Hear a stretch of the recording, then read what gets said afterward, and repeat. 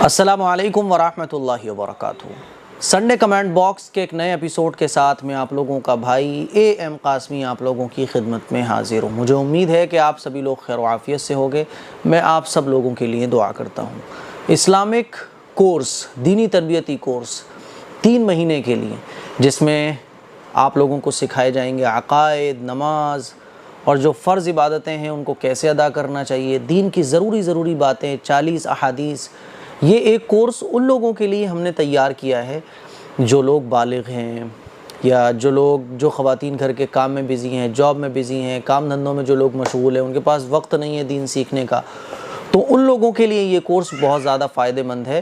اور ہفتے میں صرف 2 یا 3 کلاس ہوا کریں گی، وہ بھی رات کو عشاء کی نماز کے بعد، اور صرف 1 گھنٹے کی کلاس ہوا کرے گی۔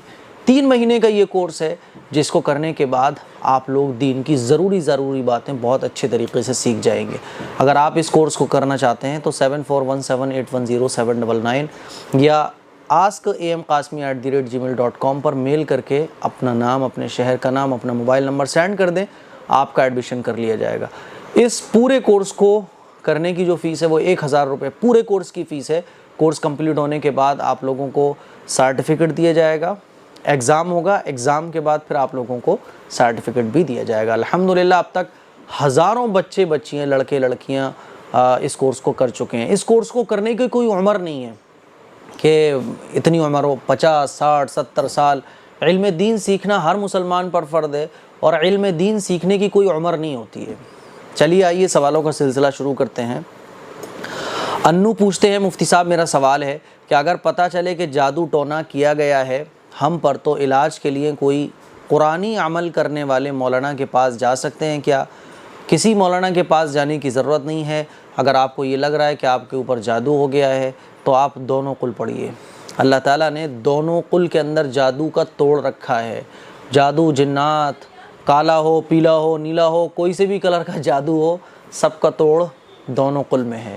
قل اعوذ برب الفلق اور قل اعوذ برب الناس، ان دونوں صورتوں کو پڑھ کے آپ اپنے اوپر دم کیجئے، روزانہ پڑھیے، صبح شام کی دعائیں پڑھیے، سورہ بقرہ کی تلاوت کیجئے، اور 5 وقت کی نمازوں کا اہتمام کیجئے۔ حدیث شریف میں آتا ہے کہ جو شخص صبح فجر کی نماز پڑھتا ہے وہ اللہ کی حفاظت میں چلا جاتا ہے۔ اب جو اللہ کی حفاظت میں چلا گیا، اس پھر بتائیے آپ مجھے، اللہ کی حفاظت میں چلا گیا حدیث کے اکارڈنگ 5 وقت کی نمازیں پڑھیے اور دونوں قل پڑھیے، صبح شام کی جو مسنون دعائیں ہیں وہ پڑھیے، سورہ بقرہ پڑھیے، بڑے سے بڑا جادو ہوگا وہ ختم ہو جائے گا۔ مولانا کے پاس جاؤ گے تو صحیح مولانا آج کل ملنا بہت مشکل ہو گئے ہیں۔ صحیح لوگ ہر فیلڈ میں ملنا مشکل ہو گئے ہیں، چاہیں آپ ٹیچنگ لائن میں چلے جاؤ، ڈاکٹرز کی لائن میں چلے جاؤ، آپ کسی بھی فیلڈ میں چلے جاؤ، ہر فیلڈ میں اچھے لوگوں کی بہت کمی ہے، بہت کمی ہے۔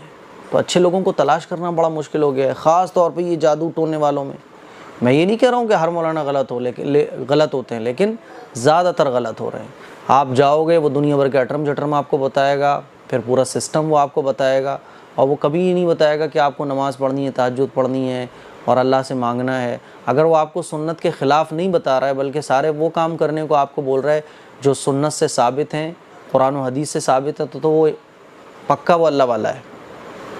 لیکن یہ طے کرنا بڑا مشکل ہو گیا ہے، کیونکہ ہم تو جانتے ہی نہیں ہیں۔ ایسے لوگوں کے لیے وہی کورس بنایا ہم نے، تاکہ آپ کو یہ سمجھ آ جائے کہ کیا صحیح ہے کیا غلط ہے۔ اور اگر کوئی ایسے اللہ والے ہیں تو بالکل ان کے پاس بھی آپ جا سکتے ہو، ٹھیک ہے۔ چلیے، راشد علی کہتے ہیں، عبیس علی صدیقی پٹیالی سے، مفتی صاحب کیسے ہو آپ؟ میرا سوال ہے کہ ٹھیکیداری کرنا کیسا ہے، پلیز بتائیے مفتی صاحب۔ آپ کی بہت یاد آتی ہے، کاش آپ سے مجھے ملنے کا موقع مل جائے۔ اللہ تعالیٰ نے چاہا تو ضرور ملنے کا موقع ملے گا۔ ٹھیکیداری کرنا جائز ہے، نو پرابلم، آپ کسی بھی چیز کی ٹھیکیداری کر سکتے ہیں۔ جیسے کہ بلڈنگ کی ٹھیکیداری ہوتی ہے نا، اور کوئی بھی کام کا پورا ٹھیکہ لے لیا جاتا ہے، پھر ٹھیکہ ہم لینے کے بعد اپنے انڈر میں لیبرز رکھتے ہیں، ان کے ذریعے وہ کام کراتے ہیں، تو ٹھیکیداری بغیر کسی ڈاؤٹ کے جائز ہے۔ محمد حبیب کہتے ہیں، مفتی صاحب میرا نام حبیب شاہ ہے، میں ضلع شاہجہاں پور کے گاؤں سوا نگر میں رہتا ہوں۔ میں 1 ہفتے سے سوال کر رہا ہوں، لیکن آپ ہمارے سوالوں کو شامل ہی نہیں کرتے۔ میرے کچھ سوال ہیں آپ سے، ڈیٹیل میں بتائیے گا۔ نمبر 1، مزار پر عرس کے نام سے چندہ دینا کیسا ہے؟ عرس میں ڈھول تاشے تماشے پتہ نہیں کیا کیا نہیں ہوتا، نمازیں کوئی نہیں پڑھنے جاتا جو عرس میں شامل ہو رہے ہوتے ہیں لوگ، ہے نا، اور عرس میں عورتیں بھی شامل ہو رہی ہوتی ہیں۔ آپ مجھے یہ بتائیے عرس جو ہوتے ہیں آج کل، میں ہر عرس کو غلط نہیں بول رہا ہوں، ایسا نہ ہو کہ عرس والے بھڑک جائیں میری بات کو سننے کے بعد۔ عرس جو آج کل کے چل رہے ہیں، آپ مجھے بتائیے کہ کون سا ایسا کام ہے جو اس میں شریعت کے مطابق ہو رہا ہو؟ جتنے کام ہوتے ہیں اوپر سے نیچے تک سب شریعت کے خلاف ہو رہے ہوتے ہیں، عورتیں بھی وہیں بیٹھی ہوتی ہیں، اور جب نماز کا ٹائم ہو جاتا ہے تو عرس بند نہیں ہوتا، جتنا مجمع وہاں بیٹھا ہوتا ہے سب عرس میں بیٹھے رہتے ہیں، نماز گول کر جاتے ہیں۔ پھر وہاں جو میوزک بجتا ہے، کیا وہ میوزک اسلام کے اکارڈنگ جائز ہے؟ آپ مجھے بتائیے۔ اور جب سب سوتے ہیں عرس کرنے کے بعد تو فجر کی نماز بھی کوئی نہیں پڑھتا ہے۔ تو ان تمام چیزوں کو اگر ختم کر دیا جائے اور شریعت کے دائرے میں رہتے ہوئے عرس ہو، اب وہ کیسے ہوگا شریعت کے دائرے میں؟ تو اس کے لیے اب کچھ ٹائم چاہیے مجھے۔ تو میرے بھائی اب آپ دیکھ لیجئے عرس میں جاؤ گے یا نہیں جاؤ گے۔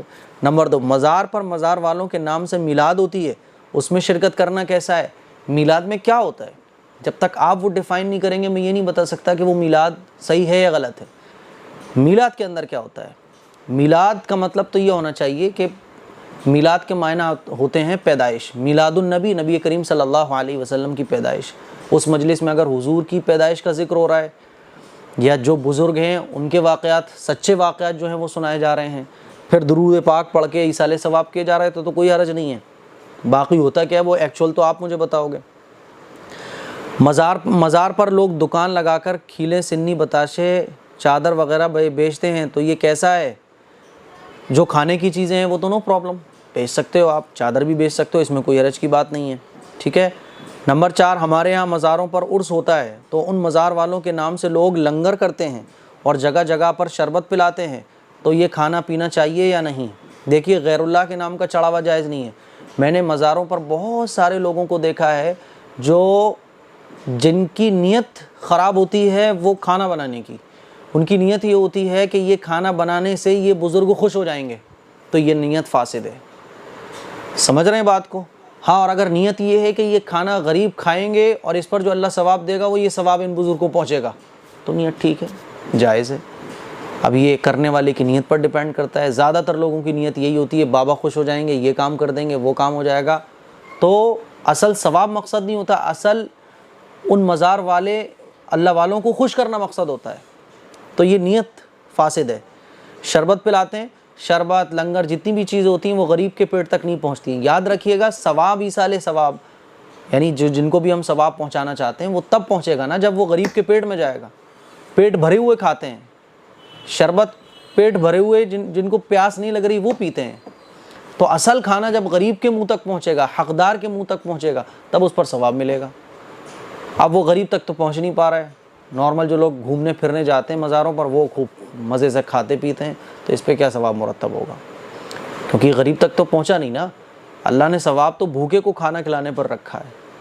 اب یہ بھوکا کہاں ہے؟ پیسے اس کی جیب میں ہیں، اور اگر آپ مان بھی لو کہ نہیں اس میں کچھ بھوکے بھی ہوتے ہوں گے تو کچھ ہے نا، وہ زیادہ تر تو وہی ہوتے ہیں، میں نے خود دیکھا ہے۔ شربت پلانا ٹھیک ہے، پلائیے آپ، لیکن بات وہی ہے کہ شربت آپ پلا رہے ہو یہ پیاسے تک پہنچنا چاہیے، بھوکے تک پہنچنا چاہیے۔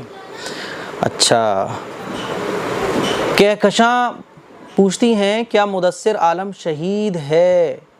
کہکشاں رائن ناگپور سے۔ بھائی اور کسے شہید کہیں گے؟ اسلام زندہ باد کا نعرہ لگاتے ہوئے، اللہ کا جھنڈا بلند کرتے ہوئے، اللہ کا نام لیتے ہوئے، ہے نا، اس ہندوستان کی مٹی جس میں ہمارے لاکھوں کروڑوں بزرگوں نے شہادت نوش فرمائی ہے، اور یہ ہندوستان کی سرزمین، حضرت آدم علیہ السلام ہندوستان کی سرزمین پر تشریف لائے، یہ بزرگوں کی سرزمین ہے، اللہ والوں کی سرزمین ہے، یہ محبت کی سرزمین ہے، اس پہ ہم نے قربانیاں دی ہیں، اور ہمارا مدثر بھی شہید ہو گیا، تو بالکل شہید ہے وہ، اس میں کیا شک ہے؟ کوئی ڈاؤٹ نہیں ہے اس میں۔ اللہ تعالیٰ اس کے گھر والوں کو صبر جمیل عطا فرمائے، اور اللہ تعالیٰ ایسا جذبہ اور ایسا جوش، ایسی ہمت، ایسا ساہس، ایسی مردانگی، ایسی ایمانی طاقت ہم سب لوگوں کو بھی نصیب فرمائے۔ زویا ناز کہتی ہیں بھائی جان آپ سے ایک بہت بڑی شکایت ہے، میں آپ سے کئی بار سوال کیا لیکن میرے سوال کا جواب نہیں دیا، اور میرے ساتھ بہت برا ہو گیا، آج میں بہت پریشان ہوں، میری شادی شدہ زندگی خراب ہو گئی، میرا گھر ہی نہیں رہا، لیکن آپ مجھے اس وقت میرے سوال کا جواب دے دیتے تو شاید کچھ ہو سکتا، لیکن جو ہوتا ہے اللہ کی مرضی سے ہوتا ہے۔ بس میرے حق میں دعا ضرور کیجئے کہ اللہ جو کرے میرے حق میں بہتر کرے۔ اللہ تعالیٰ آپ کی جو بھی پرابلمس ہیں اللہ تعالیٰ ان کو دور فرمائے، اور جو آپ کے حق میں بہتر ہو اللہ تعالیٰ وہ فیصلے فرمائے۔ میری بہن، مجھے آپ کا نہ میل ملا نہ مجھے آپ کا SMS ملا، آپ نے میل کیا ہوتا یا آپ نے 74 والے نمبر پر کال وغیرہ کیا ہوتا تو آپ کو ریپلائی ضرور ملتا۔ اب میں کیا کروں، ہزاریوں میسج، ہزاروں کی تعداد میں SMS میلز پڑے ہوتے ہیں، کیسے میں ان کو پڑھوں؟ ظاہر ہے کچھ پڑھ سکتا ہوں، اور ایک بڑا نمبر SMS کا اور میلز کا رہ جائے گا، ظاہر ہے، کیونکہ میں بھی ایک انسان ہوں۔ میں کتنے پڑھ لوں گا؟ 10 15 پڑھ لوں گا، 20 پڑھ لوں گا، 50 پڑھ لوں گا۔ روزانہ آنے والوں کی تعداد وہ ہزاروں میں ہے، اور جو پڑھے جا رہے ہیں وہ 10 20 50 ہیں، تو ظاہر ہے کچھ تو رہیں گے۔ اب مجھے بڑا افسوس ہو رہا ہے، اللہ تعالیٰ آپ کی پریشانیوں کو دور فرمائے۔ میل کیجئے گا آپ۔ مقیم علی کہتے ہیں مفتی صاحب مراد آباد آئیں تو ہمارے گھر ضرور آنا، UP سے۔ جی انشاءاللہ ضرور۔ دل نواز احمد، مجھے آپ سے ملنا ہے، آپ کولکاتہ کب آ رہے ہیں؟ آپ سب جگہ آتے ہیں، کولکاتہ کبھی نہیں آتے، جلدی کولکاتہ بھی آئیے، آپ کبھی بلاتے نہیں ہیں، جب آپ بلائیں گے تو کولکاتہ بھی آنا ہو جائے گا۔ عائشہ علی کہتی ہیں مفتی صاحب میری والدہ ہاؤس وائف ہیں اور ان کے پاس جو گولڈ ہے میرے والد صاحب نے دلوایا ہے، میری امی پر عید الاضحیٰ پر قربانی واجب ہے؟ جی دیکھیے، اگر وہ گولڈ یا سلور یا اماؤنٹ اتنا ہے جو نصاب کو پہنچتا ہے، اور نصاب کس کو کہتے ہیں؟ یعنی اتنے روپے کا مال ہے جس میں 52.5 تولہ چاندی خریدی جا سکتی ہے، تو پھر ایسے شخص پر قربانی کے دنوں میں قربانی واجب ہوگی۔ یعنی قربانی کے جو دن ہوتے ہیں ان دنوں میں اگر کوئی شخص اتنے روپے کا مالک ہو جائے جتنے میں 52.5 تولہ چاندی آتی ہے، اس کو کہا جاتا ہے جو صاحب نصاب ہو قربانی کے دنوں میں، تو پھر اس پر قربانی واجب ہوتی ہے۔ اور قربانی کے لیے ضروری نہیں ہے کہ آپ 5-6 ہزار کا، 8 ہزار کا، 10 ہزار کا کوئی بکرا لے کر آؤ، بلکہ آپ بڑے جانور میں حصہ بھی لے سکتے ہو۔ 5 ہزار کا، 4 ہزار کا حصہ آ جائے گا۔ اسی لیے قربانی ایسے لوگوں پر واجب ہوگی، جن لوگوں کے اوپر قربانی واجب ہے ان کو قربانی کرنا ضروری ہے۔ میرا اور ایک سوال ہے مفتی صاحب، کیا شیعہ مسلمان سے دوستی رکھنا اور انہیں اپنے گھر بلانا جائز ہے؟ دیکھیے، جن لوگوں کے عقائد خراب ہیں، ضروری نہیں ہے کہ ہر شیعہ خراب ہوتا ہے، شیعہ میں کچھ گروہ ایسے ہیں جو صحابہ اکرام کو برا بھلا کہتے ہیں، کچھ گروہ، ہر شیعہ نہیں۔ شیعہ بہت اچھے ہوتے ہیں اور زیادہ تر شیعہ اچھے ہوتے ہیں، اور زیادہ تر ایسے ہوتے ہیں جن کو بس بھائی آپ اپنا کرو ہم اپنا کر رہے ہیں، کوئی مسئلہ نہیں ہے، ٹھیک ہے، تو نو پرابلم۔ لیکن اگر کوئی شیعہ ایسا ہے جو کہتا ہے میں ٹھیک ہوں تم غلط ہو، اور بعض صحابہ کو وہ گالیاں، یعنی فتنے والا اگر وہ شیعہ ہے تو پھر اس سے دور رہیے گا۔ آپ سمجھ رہے ہیں بات کو؟ پھر وہ شیعہ کیا ہے؟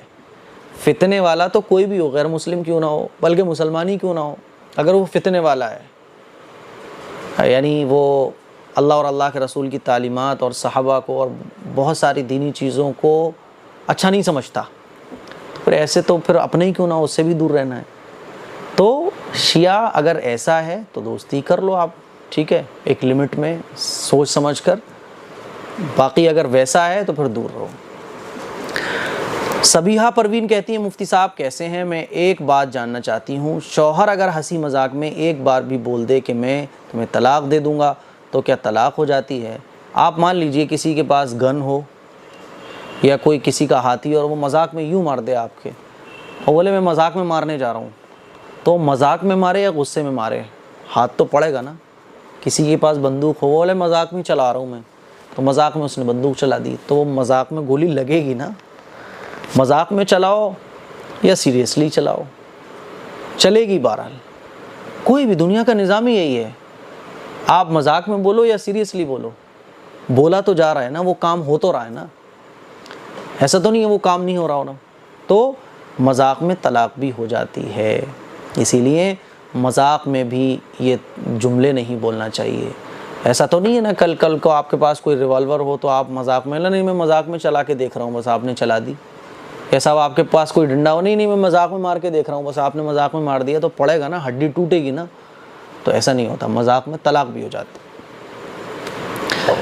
AFG کہتے ہیں عبیس علی صدیقی پٹیالی سے، مفتی صاحب کیسے ہو؟ آپ، میرا سوال ہے کہ نماز پڑھنے کی حالت میں رونا آئے تو کیسا ہے؟ مفتی صاحب آپ سے ملنے کی تمنا بہت ہے۔ دیکھیے نماز کی حالت میں اگر رونا آ رہا ہے اللہ کی یاد میں یا قرآن پڑھتے ہوئے آخرت کی یاد میں، ٹھیک ہے، یا اللہ کی محبت میں رونا آ رہا ہے تو نو پرابلم، رو سکتے ہیں۔ رونا جو آتا ہے یہ تو بہت، یعنی آپ یہ سمجھ لیں کہ شریعت اس کی تعریف کرتی ہے کہ اگر اللہ کی یاد میں نماز کے اندر رونا آ رہا ہے، آخرت کے خیال کر کے رونا آ رہا ہے، قرآن پڑھتے ہوئے رونا آ رہا ہے نماز کے اندر، وہ قابل تعریف، اپریشیٹ کرتی ہے شریعت۔ سمیر سلطان کہہ رہے ہیں مفتی صاحب آپ سے میری کچھ ناراضگی ہے، آپ ریپلائی دیں اور اپنا کانٹیکٹ نمبر ایسے دبنگ طریقے سے آپ مجھ سے پوچھ رہے ہیں۔ بھائی کوئی بات نہیں، میں آپ کا بھائی ہوں، نو پرابلم۔ کانٹیکٹ نمبر 7417810799، یہ آفس کا نمبر ہے۔ ظاہر ہے میں اپنا نمبر پبلکلی نہیں دے سکتا کیونکہ پھر اتنے میسیجز آنا شروع ہوتے ہیں اور جو کام کے ہوتے ہیں وہ کم ہوتے ہیں، فالتو زیادہ ہوتے ہیں۔ فالتو میرے اکارڈنگ بول رہا ہوں میں، کیونکہ ظاہر ہے جو آدمی مجھے کر رہا ہے کال وہ تو فالتو نہیں ہے، لیکن اس کی بات اصل میں ایسی ہوتی ہے کہ وہ اگر اپنے آس پاس کے مولانا سے ہی معلوم کر لے تو وہ چیزیں کلیئر ہو جائیں گی۔ بہت چھوٹی چھوٹی چیزیں جس میں صرف ٹائم کی بربادی ہوتی ہے اور کچھ بھی حاصل نہیں ہوتا ہے، تو پبلکلی تو میں نہیں دے سکتا کیونکہ پھر میرا نمبر کال آنا شروع رہتے ہیں، پورے دن میں کال ریسیو نہیں کر پاتا ہوں، اسی لیے آپ مجھے وہاں میسیج کریں تو آپ سے بات ہو جائے گی۔ شاہ رخ قریشی کہتے ہیں میں قریشی فیضان بول رہا ہوں، میرے پاپا کا نام شاہ رخ قریشی ہے، ہم گجرات میں گاندھی نگر میں رہتے ہیں، آپ کا سنڈے کمنٹ باکس سننے کے بعد ایمان تازہ ہو جاتا ہے۔ میرے نانا کا گھر آگرہ میں ہے۔ ارے ماشاءاللہ ماشاءاللہ، آگرہ تو میں آج بھی جا رہا ہوں۔ چاند محمد کہتے ہیں میں مچھردانی لگا کر سوتا ہوں، کچھ وقت جانے کے بعد چھپکلی آ جاتی ہے، سر کے آس پاس گھومتی رہتی ہے، میں کیا کروں؟ اٹھو، ڈنڈا لے کے یا جو ہے وہ گلیل وغیرہ لے کے اسے مار دو، ٹپکا دو اسے، ورنہ وہ آپ کو پریشان کرتی رہے گی۔ چھپکلی سے مت ڈرو، چھپکلی سے ڈرو گے تو پھر کیا کرو گے آپ؟ چھپکلی سے مت ڈرو، بھگا دو اسے، مار دو اسے۔ اور جب آپ مچھردانی لگا کر سو جاتے تو وہ ٹپکے گی بھی تو آپ کو ٹینشن لینے کی ضرورت نہیں، وہ آپ کے اوپر نہیں ٹپکے گی، وہ مچھردانی کے اوپر ہی گرے گی، اسی لیے ٹینشن مت لو۔ جتنا ٹینشن لوگے تو اس میں آپ کو چھپکلی میں بہت کچھ نظر آنا شروع ہو جائے گا، نیند بھی نہیں آئے گی۔ زیادہ ٹینشن ہو رہی ہے ٹپکا دو۔ آیت آفرین کہہ رہی ہے مفتی صاحب میری سوال ہے، روڈ پر گرا ہوا کوئی سامان ملے تو اسے لینا چاہیے؟ آج کل کا ٹائم بالکل بھلائی کا نہیں ہے میرے بھائی، اسی لیے روڈ پر کوئی سامان پڑا ہوا ہے پڑا رہنے دو، چپ چاپ اپنے راستے پہ نکل جاؤ، کوئی بھی پڑا ہوا سامان اٹھانے کی ضرورت نہیں ہے۔ ہاں آپ دیکھ رہے تھے ایک بندہ یا بندی آپ کے پاس سے گزری، اس کے بیگ سے کوئی سامان گر گیا، کام کا سامان ہے تو فوراً آپ بتا دو، لیکن آلریڈی ایک سامان پڑا ہوا ہے کافی ٹائم سے، اس کو اٹھانے کی بالکل آج کل کے ٹائم میں بھول مت کرو، بالکل مت کرو۔ ہاں آپ کا ایریا ہے، مسلم ایریا ہے یا ایسا ایریا ہے جہاں سب اچھے لوگ رہتے ہیں اور کوئی آؤٹ ایریا نہیں ہے، آپ کا ایریا ہے، تو وہاں آپ کو کوئی چیز نظر آ رہی ہے تو آپ اس کو اٹھا لو۔ آپ کو یہ لگ رہا ہے آپ نہیں اٹھاؤ گے تو کوئی دوسرا اٹھا کے لے جائے گا تو آپ اسے اٹھا لو، لوگوں سے پوچھ تاچھ کرو بھائی یہ چیز کس کی ہے، جتنی کوشش ہو سکتی ہے وہ کوشش کرو اس مال کو اس آدمی تک جس کا وہ ہے اس تک پہنچانے کی، اور اس کے بعد پھر بھی 3-4 دن 5 دن انتظار کرنے کے بعد اس کا کوئی مالک نہیں آ رہا ہے اور اس پتہ ہی نہیں لگ پا رہا ہے کس کا ہے، تو پھر آپ اس کو صدقہ کر دو، اس نیت کے ساتھ کہ اگر وہ مالک دوبارہ آ گیا تو میں اس کو اپنے پاس سے دے دوں گا، لیکن آپ یوز نہیں کر سکتے۔ ارطغرل غازی کہتے ہیں کیا ناپاکی کی حالت میں بچوں کو، میں اس لیے مسکرا رہا ہوں کہ آپ لوگ سوچو ارطغرل غازی نے کوشچن کر لیا، بھائی وہ ترکی کے ہیں، اردو نہیں جانتے ہو، کیا ناپاکی کی حالت میں بچوں کو قرآن کا سبق پڑھوا سکتے ہیں؟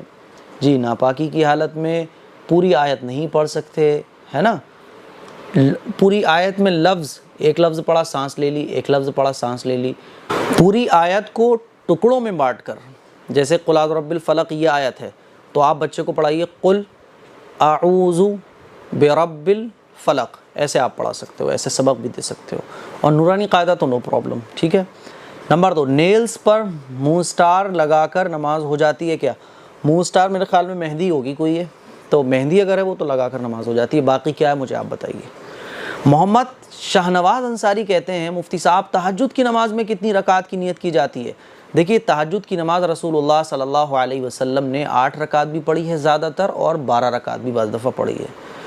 آپ چاہو تو 8 پڑھو 12 پڑھو، یہ مسنون ہے 8 اور 12 رکعت پڑھنا، لیکن آپ کے پاس اگر ٹائم کم ہے تو آپ 4 رکعت بھی پڑھ سکتے ہو، 6 بھی پڑھ سکتے ہو، 8 بھی پڑھ سکتے ہو، اور بہت کم ٹائم رہ گیا تو 2 بھی پڑھ سکتے ہو، ٹھیک ہے، لیکن کم سے کم 4 پڑھنا چاہیے. 2 رکعت کر کے تہجد کی نماز پڑھی جاتی ہے. نمبر 2، رکعت کی نیت کر سکتے ہیں کیا؟ 2 رکعت کی نیت کر سکتے ہیں. نمبر 2، حضرت حسن رضی اللہ تعالیٰ عنہ کی کتنی شادیاں ہوئیں؟ حضرت حسن رضی اللہ تعالیٰ عنہ کی بعض جو معتبر مورخین ہیں انہوں نے لکھا ہے کہ 15 شادیاں، اور بعض نے لکھا ہے 5 شادیاں. ٹھیک ہے، میرے خیال میں آپ نے سوال اس لیے پوچھا ہے کہ بعض روایات میں تاریخی ہسٹری میں ملتا ہے کہ 90 شادیاں کی، بعض میں 300. ان کی کوئی اصل نہیں ہے، بے سر پیر کی یہ روایات ہے. حضرت حسن رضی اللہ تعالیٰ عنہ نے معتبر روایات سے جو ثابت ہوتا ہے وہ 15 اور 5. ٹھیک ہے. نمبر 3، اگر کوئی مجھ سے بہت جھگڑا کرے تو کیا میں اس سے بات کرنا بند کر سکتا ہوں؟ جی، آپ اس سے بات کرنا بند کر دو، بس کام کی بات کرو. زیادہ سر پہ بیٹھاؤ گے یا اس کے زیادہ سر پہ بیٹھو گے تو یہی ہوگا. اگر کوئی بندہ ایسا ہے کہ جو بہت جھگڑا کرتا ہے، بہت زیادہ الجھتا ہے، ٹینشن دیتا ہے، تو آپ اس سے سلام دعا تک رکھو، زیادہ پھر وہ باتیں مت کرو جس سے جھگڑا پیدا ہوتا ہے.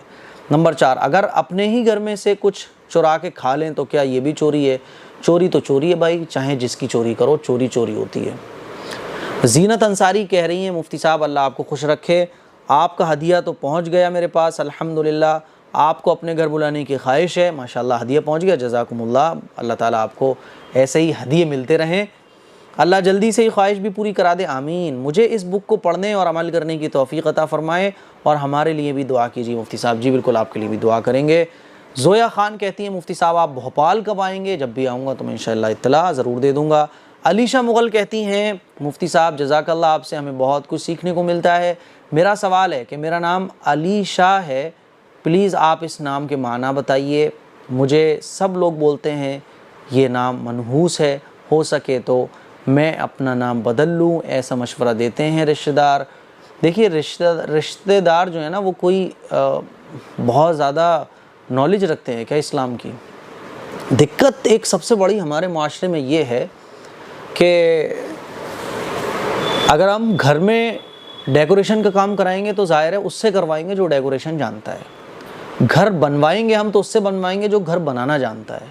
اگر ہمارا میتھ کا سبجیکٹ ہے تو ہم میتھ اس سے پڑھیں گے جو میتھ کو بہت ڈیپ جانتا ہے. ہر چیز ہمیں کوئی بیماری لگ جائے تو ہم اپنی بیماری کا علاج اس سے کراتے ہیں جو ڈاکٹر ہوتا ہے، ماہر ہوتا ہے، اس کا اسپیشلسٹ ہوتا ہے. لیکن دین کے بارے میں جو بول دیتا ہے اس کو ہم فالو کر لیتے ہیں، اس کو فالو کرنا شروع کر دیتے ہیں، اس کو صحیح سمجھ لیتے ہیں. میری بہن ایسا کس نے کہہ دیا کہ علیشہ نام غلط ہے، چینج کر لو، منحوس ہے؟ نام منحوس نہیں ہوتے ہیں، انسان کے اعمال منحوس ہوتے ہیں.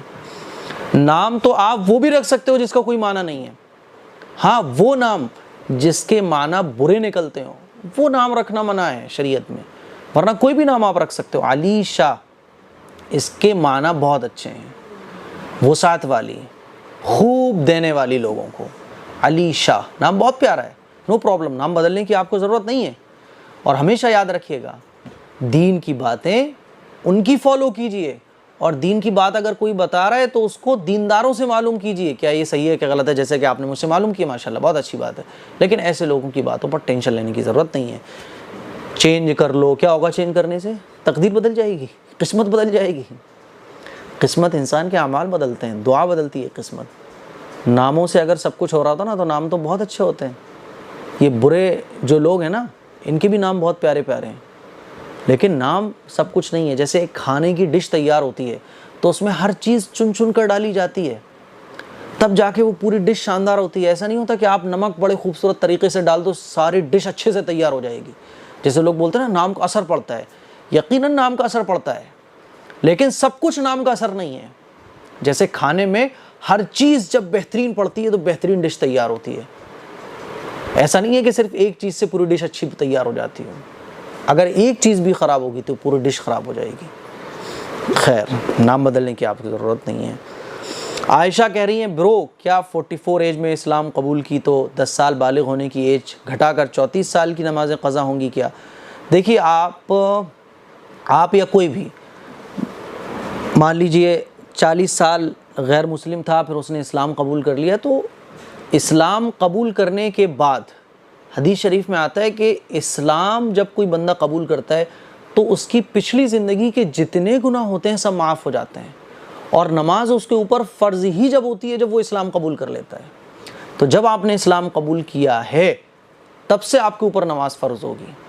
ایسا نہیں ہے کہ جب سے پچھلی ساری زندگی کی نمازیں آپ کے اوپر قضا ہوں گی، نہیں، کیونکہ آپ کے اوپر نماز فرض ہی تب ہوئی ہے جب آپ نے اسلام قبول کر لیا.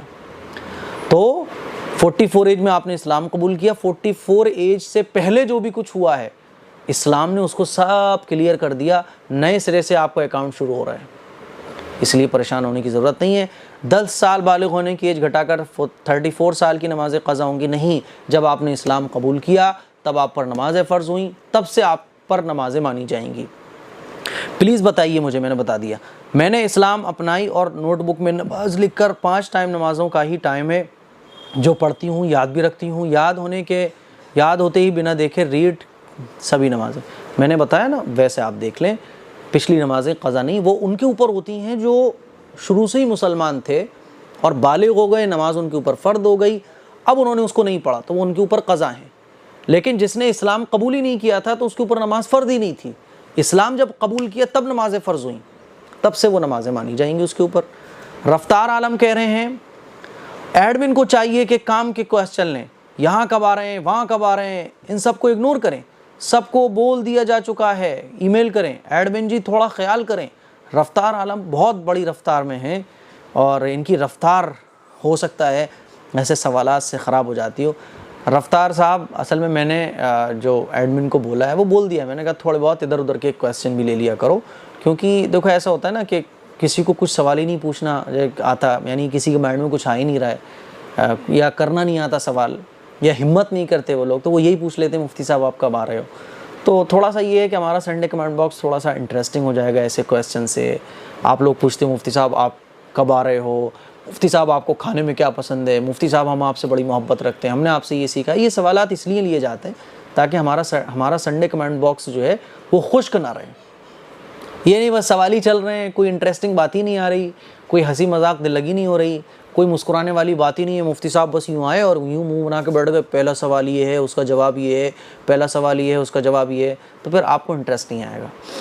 تو اس کو تھوڑا سا انٹرسٹنگ بنانے کے لیے تاکہ طبیعت لگی رہے، 20-30 منٹ کا یہ ایپیسوڈ ہوتا ہے تو پورا لوگ دیکھیں، اس لیے تھوڑے سے یہ سوالات بھی لے لیے جاتے ہیں بیچ بیچ میں. ٹھیک ہے بھائی رفتار صاحب، اگر آپ کی رفتار خراب ہو رہی ہو تو نو پرابلم، آپ اسکپ کر سکتے ہیں اور اس کو آگے بڑھا کے دیکھ سکتے ہیں. ٹھیک ہے. کاشف کھجوری کہتے ہیں قرآن کے کور دھو کر اس کا پانی زمین پر ڈال سکتے ہیں. دیکھیے پہلے زمانے میں ہمارے بزرگوں کو قرآن سے اتنی محبت ہوتی تھی. ہماری پرنانی تھی، ہمیں یاد ہے اچھے سے، پرنانی تھی اور ہم نے اپنی پرنانی کو دیکھا ہے، عمر ان کی خوب تھی ماشاءاللہ. تو وہ قرآن سے اتنی محبت رکھتی تھیں کہ جب وہ قرآن کے غلاف کو دھوتی تھیں تو قرآن کے غلاف کو دھونے کے بعد جو پانی بچتا تھا تو وہ اس پانی کو زمین پر اور نالی میں نہیں بہاتی تھیں بلکہ دیواروں پر چھڑک دیتی تھیں. کیوں؟ کیونکہ یہ غلاف قرآن سے لگا ہوا ہے، اور یہ غلاف جب قرآن سے لگا ہوا ہے تو پھر یہ ہو گیا ویلیوبل. اور قرآن سے لگا ہوا غلاف کا پانی جب اس سے ٹکرائے گا تو وہ پانی زمین پر جانے کے قابل نہیں. یہ قرآن سے محبت کی بات تھی. شرعاً تو وہ جائز ہے، آپ اس کو کہیں بھی ڈال دو، نو پرابلم. بہت سارے کام شریعت میں جائز ہوتے ہیں، لیکن محبت کی بات ہوتی ہے، یہ محبت کی بات ہوتی ہے نا. جیسے بعض بزرگ ہوتے تھے تو وہ مکے کی گلیوں میں جو ہے نا وہ پیدل چلا کرتے، ننگے پیر چلا کرتے تھے، چپل نہیں پہنا کرتے تھے. کیوں نہیں؟ جس گلی میں میرے آقا چلے ہوں اس گلی میں چپل پہن کر چلوں گا. بعض ہمارے بزرگ ایسے بھی گزرے ہیں جنہوں نے مکی کی گلیوں کی مٹی کو سرما بنا لیا، آنکھوں کی روشنی چلی گئی، لیکن حضور کی محبت میں وہ سرما آنکھوں میں لگایا مکے کی مٹی کا کہ میرے آقا کے شہر کی مٹی ہے. تو یہ محبت کی بات ہوتی ہے. اگر آپ کو محبت ہے ہرگز مت ڈالیے پانی کو، اس پانی کو، غلاف کے پانی کو، بلکہ اس کو گملوں میں ڈالیے، دیوار پر. ایسی جگہ مت ڈالیے جہاں ناپاکی ہو، جہاں گندگی ہم پھینکتے ہیں. ٹھیک ہے. تو یہ محبت کا تعلق ہے، ورنہ جائز ہے، نو پرابلم. ہنا انگریز کہتی ہیں قرآن شریف کے اوپر قرآن شریف رکھ سکتے ہیں، قرآن شریف کے اوپر قرآن شریف رکھ سکتے ہیں، قرآن شریف کے اوپر کوئی اور دوسری بک نہیں رکھ سکتے، چاہے وہ دینی ہو چاہے کوئی سی بھی ہو. تو بس بھائی یہ سنڈے ایپیسوڈ کے سوالات تھے جن کے جوابات میں نے آپ لوگوں کو دیے. مجھے امید ہے آج کا ایپیسوڈ آپ لوگوں کو پسند آیا ہوگا. دعاؤں کی گزارش ہے اس کلپ کو شیئر کریں، شارٹ کلپ بنا کے اپنے سوشل پلیٹ فارم پر شیئر کریں. السلام علیکم ورحمۃ اللہ وبرکاتہ.